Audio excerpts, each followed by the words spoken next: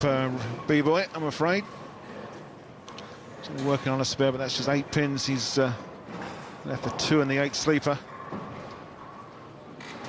He's just caught a little bit now. His ball's picking up a little bit too early. He moves left on that shot, then it goes right by it. He's going to either have to soften up his speed so that it gives it time to hook in the back of the lane, or he's going to have to get around the ball a little bit more with his hand to allow it to hook more in the back.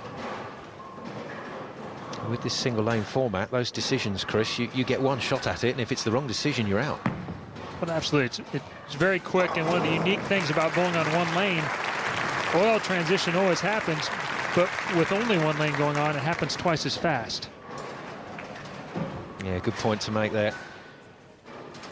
And there's Rivera trying to give himself all the facts so he can make the right decision next time out, and it has to be the right decision next time out, or Dominic Barrett is in here.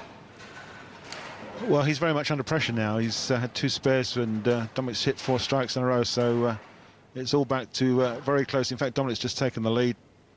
If he strikes here, he'll be extending that lead with halfway through the second game. Looking for a 5-bagger. He gets it. So moves from, well, the new phrase we're hearing, ham bone for the 4 onto a 5-bagger. And that's how things look at the moment. And if Barrett can strike out from here, then he's going to nick this one. It's a good comeback from the English.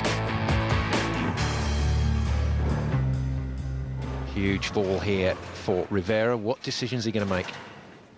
Well, he's got to decide to get a strike. I mean, that's the sort of decision he really wants, you know. Up against it, pressure time, very much so.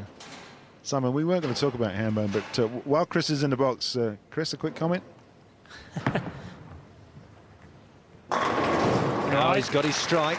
I thought he was going to move left. You could see by his hand motions there, he was talking about moving to the right, and that's what he did. He went more up the back of it and got a little bit closer to that friction and shortened the move that his ball makes in the back end. And that seems to have worked pretty well. Yeah, that's confirmed by our statistician, Andy Penny, and the CAT system. Adjustment made by Biboy. He's got him right back in the pocket and shoots full 10. The right move from Rivera. Now Barrett working 5 strikes in a row. This for the 6-pack. Oh, yes, great work. And it looked to me there, Chris, as though Dominic made a move as well. Yeah, I think actually he caught a handful of this one.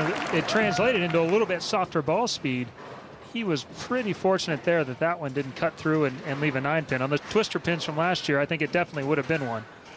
That probably would have been a 4-9 from last year, maybe. You're probably right. Yeah, slightly high on the head pin. Carries all 10, and he's perfect through 6. He's halfway there. Rivera then working a strike, and no other option really for the man from the Philippines. He's got to keep knocking all 10 over.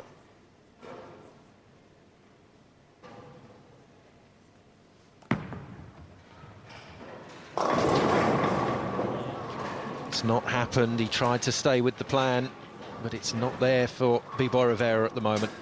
Yeah, that was a pretty expensive single pin leave there. He really needed the double just to stay in contention.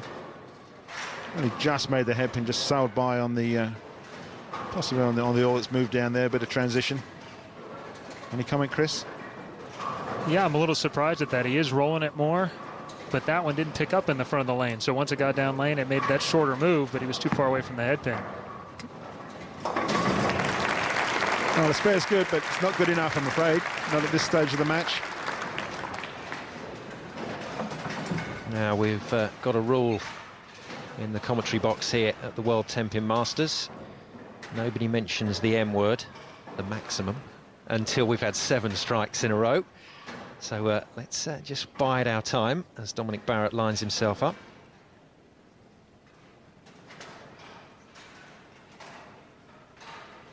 I think there's a few things going through Dominic Barrett's head here, Chris.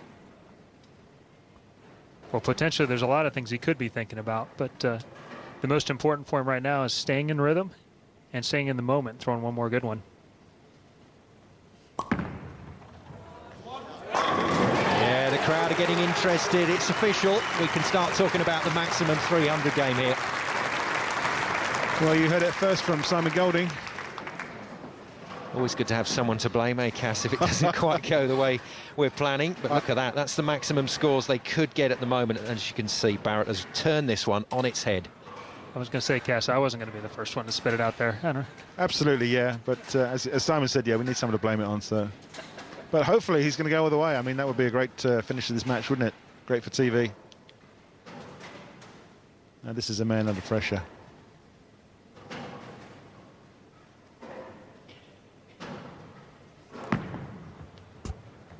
That little snarl as he delivers the ball, and it works this time. It's another strike for Rivera, but he's just not doubling and trebling them up. Yeah, that's the problem. We've spoken about it many, many times. It's stringing those strikes together and not leaving those corner pins.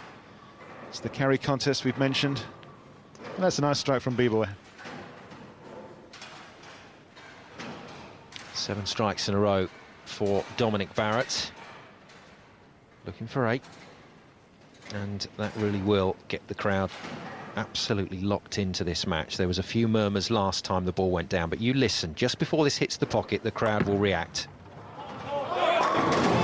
Oh yes, there we go. A little bit of luck from Dominic Barrett. That's what he wanted. Well, he shot the lazy 10-pin down. It's 8 strikes in a row, and the crowd really up for this now. Yeah, he's just showing what how it just came off his hand. Looked like being, it was a sort of a half pocket shot, was it? But that 10-pin's just gone. So Dominic Barrett, look at that. X's all the way through. This is a big chance. Now, you guys have seen it all before, but you can't help getting excited when it's a maximum game on telly. Well, he's not there yet, but he's looking so lined up that there's no reason why he's not going to go that far. We've just got our fingers crossed for him. Rivera then, still with some hope, and that's one of his mottos, never give up hope, but he's straight through the headpin there. And I'm afraid he's left himself a nasty split. Yeah, that's the 4-6 high through the headpin. He just didn't break anything up there at all, and this is going to be an open frame, and I guess this is going to be the end of the match. And he knows it. Look at the look on his face. All over by the shouting. It has to be pretty confusing for him because it seems like he's made a lot of right moves. He went up the back of it, struck one shot, the next one went by it. So then he grabbed a handful of the next one, and it strikes again, and then this one hooks early and goes through the face.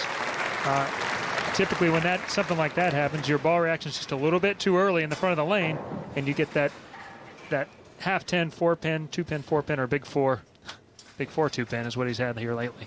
Yeah, it's very confusing when this you don't get the right ball reaction.